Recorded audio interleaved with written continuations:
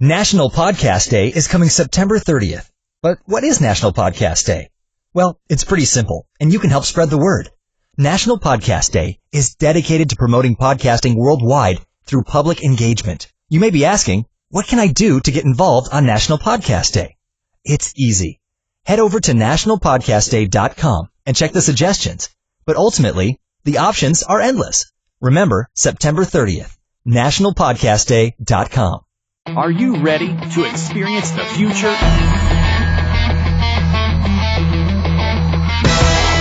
Welcome to the New and Noteworthy podcast, where it's out with the old and in with the new. Dave Westwood brings you the celebrities of tomorrow as today's newest podcasters share their stories, their journey, and their show. So get ready, because the New and Noteworthy podcast starts now. My guest today is the host of the wildly successful Entrepreneur on Fire, the podcast that has aired nearly 700 daily episodes. Because of this, I would have never thought he would have been on my show because his podcast is no longer new. However, he's launched a second podcast called Quotes on Fire, which can also be heard daily on iTunes, Stitcher, as well as on his website, qofire.com. John Lee Dumas, it's truly an honor to have you on today.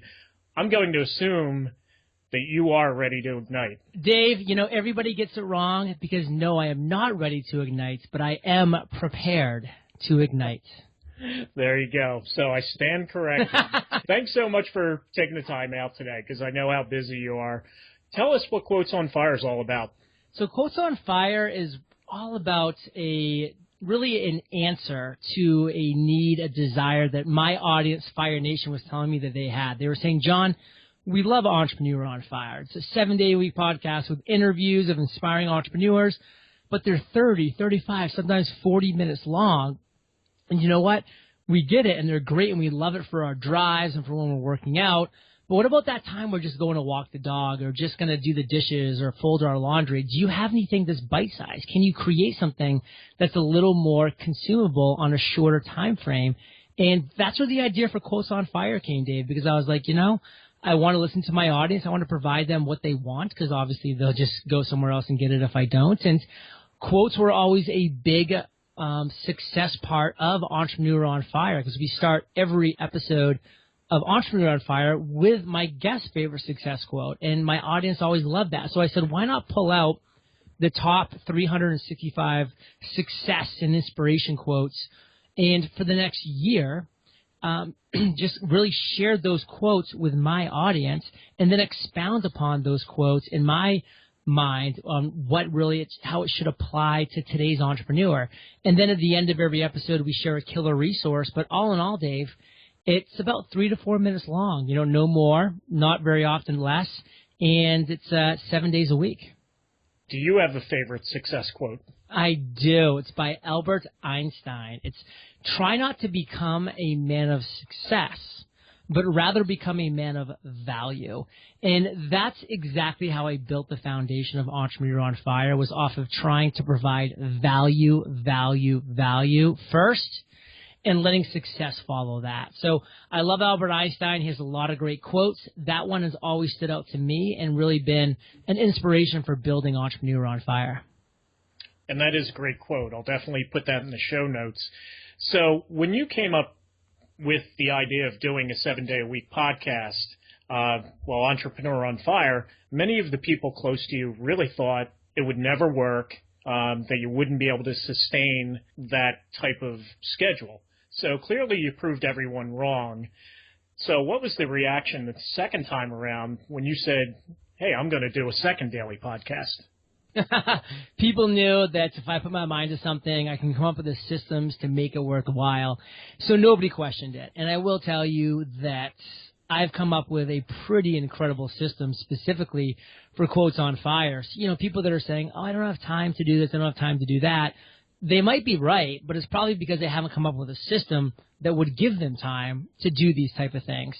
And with Quotes on Fire, I hit the record button one day every 45 days. And for 4 hours during that day, 4, maybe 5 hours at the max, I am going through and doing 3-minute episodes of a quote me expounding upon it, and then giving a resource, and then going to the next quote, expounding on it, and then resource. And so by the end, it's 5 hours or 4 hours of just one file where there's 45 episodes somewhere in there. And I send that one file to my virtual assistant, whom I've trained, to go in there and chop them up into 45 episodes, add the intro, call to action, outro, and then upload it to Libsyn, schedule it out one day at a time, and submit it to iTunes. And it's really that seamless. So I'm able to do a 7-day-a-week show one day every 45 days. Well, that's amazing. And obviously having the systems in place is critical.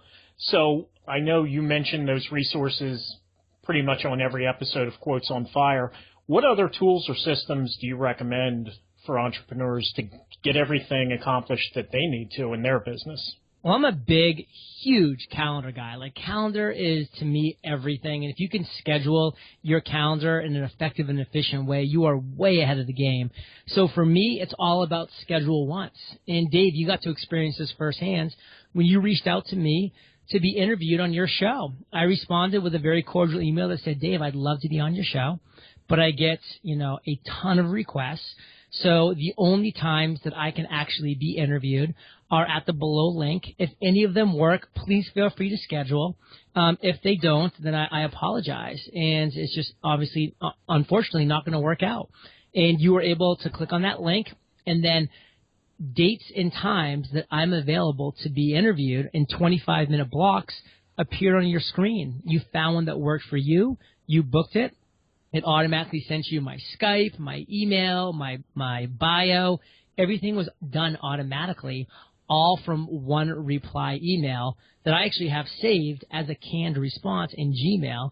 So it literally, the whole process for me to book this interview that we're talking on right now that happened, a little ways ago, was about a 30 seconds reply, go down to the canned response, fill in your name, click send, and then see that, a couple days later that you had booked an interview. And I just knew that it was on my calendar. And I opened up my calendar today, and lo and behold, Dave is my 6th of 8 interviews that I'm doing back-to-back today. And hopefully your best.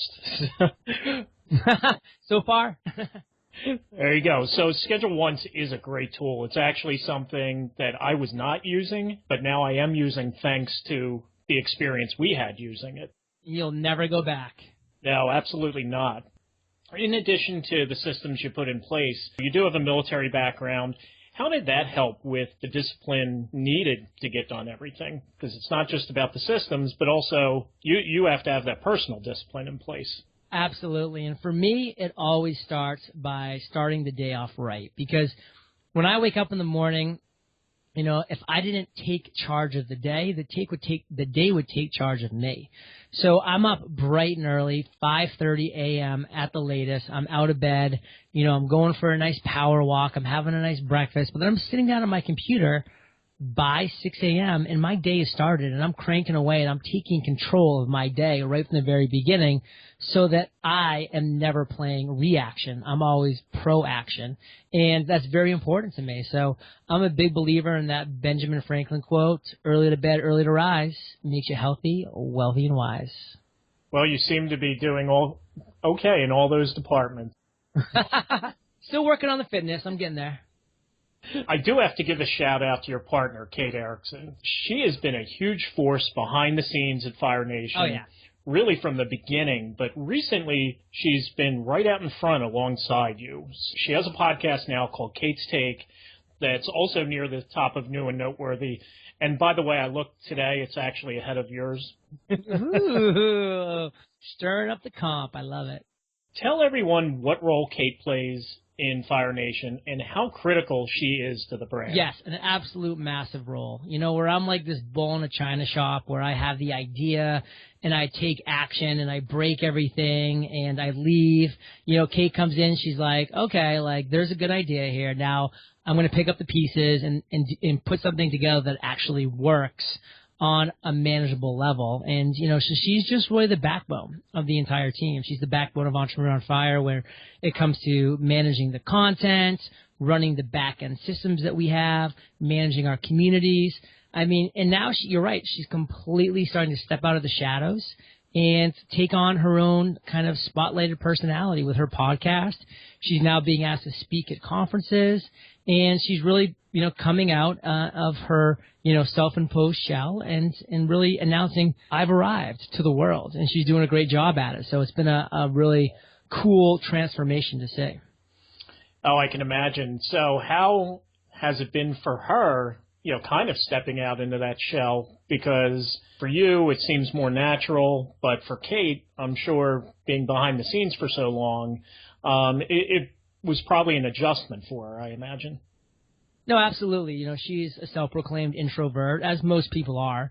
I definitely am an extrovert, and I always have been, so it was pretty easy for me to come out and to kind of be the public face and to, embarrass myself publicly and be able to overcome it over time and time again, just because, that's whatever. Life goes on. It's kind of the attitude.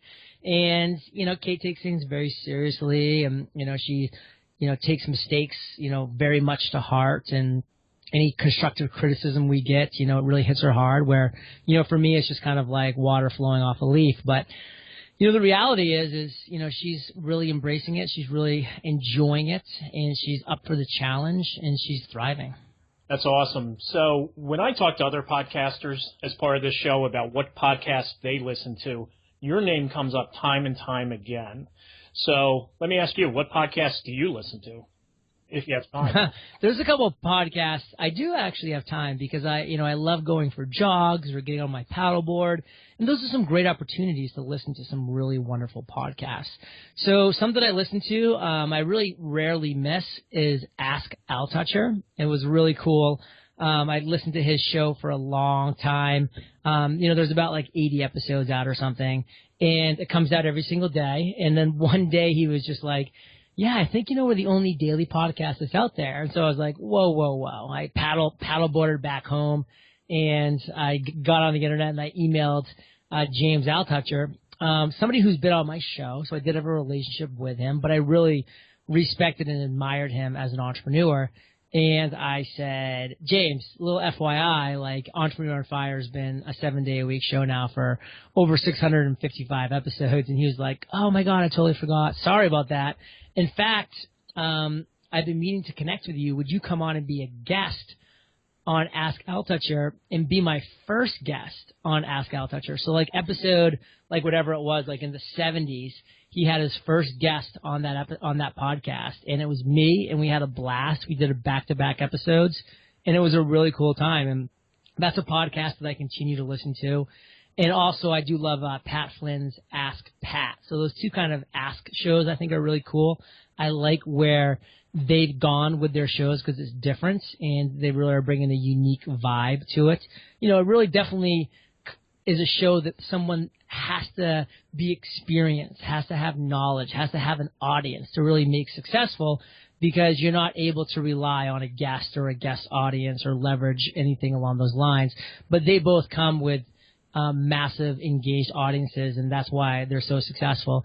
And I've really been enjoying the Tim Ferriss show. Tim Ferriss's new podcast, it was really cool to see him break into the podcasting game. I feel like it gave it a lot of legitimacy, and I've really been happy for him to see his success. And I will say it was pretty awesome experience for me to get a Skype message one day from Tim Ferriss himself asking if I had 15 minutes to talk. And we proceeded to have a 45-minute conversation about ways he could build his brands and his podcast. And it was just a really kind of cool, like little mini I've made it moment. Well, 2 of those 3 I do listen to. Now I'm going to have to tune into Tim Ferriss's podcast. So thanks for the tip there. That's good. But there's, when I talk to these other podcasters, they also list you as an inspiration for them as to how they started their own podcast. Because of this, you started Podcaster's Paradise. So for people that don't know what that is, why don't you tell everyone quickly all about it? Sure. Podcaster's Paradise has now officially turned into the #1 podcasting community in the world. We have over 1,300 members, where we teach people how to create, grow, and monetize their podcast. And we do that in a number of different ways. We have over 200 video tutorials. We have webinars that we do every month with top podcasters. I do a private Q&A webinar once a month with Paradise. We also have incredible resources and frequently asked questions tab. And then, of course, we have our incredibly thriving private Facebook group, which 24 hours a day, 7 days a week, people are asking questions, are giving feedback, are giving advice, tips, tools, and tactics, forming masterminds, honing their interview skills. We do a Pay It Forward Friday every single Friday where people can drop in their show and the link to their show, and we support that show with honest ratings and reviews on iTunes and Stitcher Radio. And it's just a really, really impressive community that we built. And in fact, just a couple of weeks ago, Kate and I went to the podcast movement in Dallas, Texas, where we held a Podcasters Paradise meetup where over 150 people showed up from Podcasters Paradise to meet each other, to hang out, to talk, and we gave out T-shirts to everybody, and it was just a blast. Well, and I will put up the link to Podcasters Paradise, and as a matter of disclosure, I am part of that community, and I cannot say enough good things about it. And I think the resources, as awesome as they are, it's really the community that kind of drives the whole thing. Totally. That being said, you've done almost 800 episodes of Entrepreneur on Fire, and you're about 50-some episodes into Quotes on Fire. If there was anything you had to do differently, would you? I would have launched when I was supposed to launch, and that's why as a mentor, I never let my mentees slide on this because I slid on it. And I had a great mentor who finally did hold my feet to the fire, but she waited a little too long to do it, where I don't let that happen now because I see the big mistake that it was.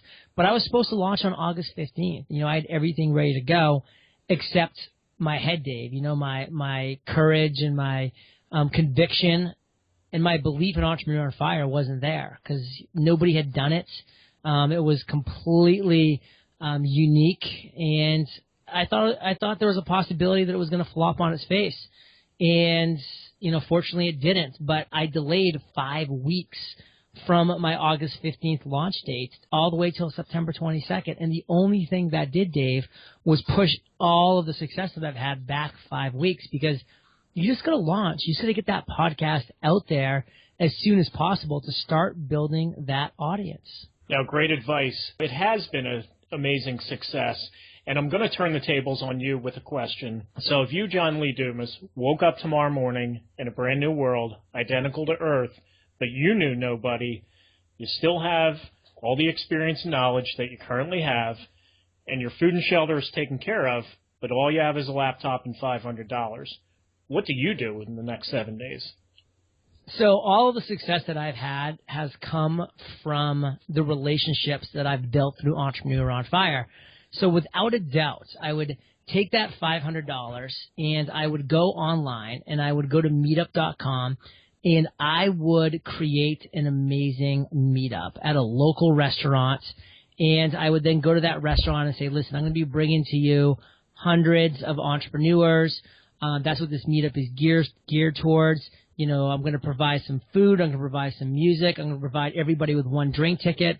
But, what can you do for me as far as, like giving me a deal on everything? Because, I'm going to be bringing people to you. And, of course, he's going to be thrilled with that kind of exposure and the fact that I'm going to be buying, hundreds of people at least one drink, which will be pretty nice for him as well. And I will throw an amazing party / gathering at this venue where, I'll be providing food, drinks, some entertainment, and a place for people to socialize. And I'll be at the door greeting every single person as they come in, introducing myself, not being afraid to say, hey, I'm the host of this party. Thank you for coming. Hope you enjoy. Here's a free drink on me. And then after everybody showed up, I'm going to go around and mingle and say, hey, how's the party going? Did you enjoy your drink? Oh, thank you for giving me that drink. Oh, no problem. My pleasure. Do you have a business card, by the way, or any kind of way I can contact you? And I would collect information, and then I would actually follow up post-party and start doing lunches with people throughout the week. And that by the end of that week would give me an incredible community of entrepreneurs who will then just continue to grow my network exponentially in the weeks to follow. Well, that's amazing. So if you ever do have one of those parties, make sure you send me an invite. It was Dallas, Texas in August. I know. I could not make it, unfortunately. But I do plan on being there for Podcast Movement 15 in Fort Worth. Nice. So, John, how can people connect with you? Dave, all the magic happens at eofire.com. That's where we have all of our content. But, of course, we do that free live podcast workshop every single week at podcastersparadise.com. You can claim your spot at that on that webinar at that website, and we'd love to see you there. We just provide incredible value on how you can create, grow, and monetize your podcast. Well, we're going to make sure we put up a link to that as well as all the resources that you mentioned today. So, John Lee Dumas, it has been an absolute honor to have you on today. And I know you have some other interviews, so I'm not going to hold you up. So thanks very much for spending a few minutes with us today. Dave, it was a pleasure. Thank you for allowing me to chat with you and your audience today. Sounds good. Thanks, John. New and Noteworthy is brought to you by... If you need to hire talent fast, ZipRecruiter will help get you the best candidates in a quick, streamlined process by posting to over 30 job boards. If you want to work on your business instead of your hiring, go to newandnoteworthy.net/ZipRecruiter or click the ZipRecruiter banner on our website to learn how ZipRecruiter can help you find your next employee. You've been listening to New and Noteworthy. To get show notes for today's episode, along with other great resources, go to newandnoteworthy.net. You can also connect with the show at the New and Noteworthy page on Facebook or follow Dave on Twitter at Q Westwood. And if you like today's episode, don't forget to subscribe to the show and leave a review on iTunes or Stitcher.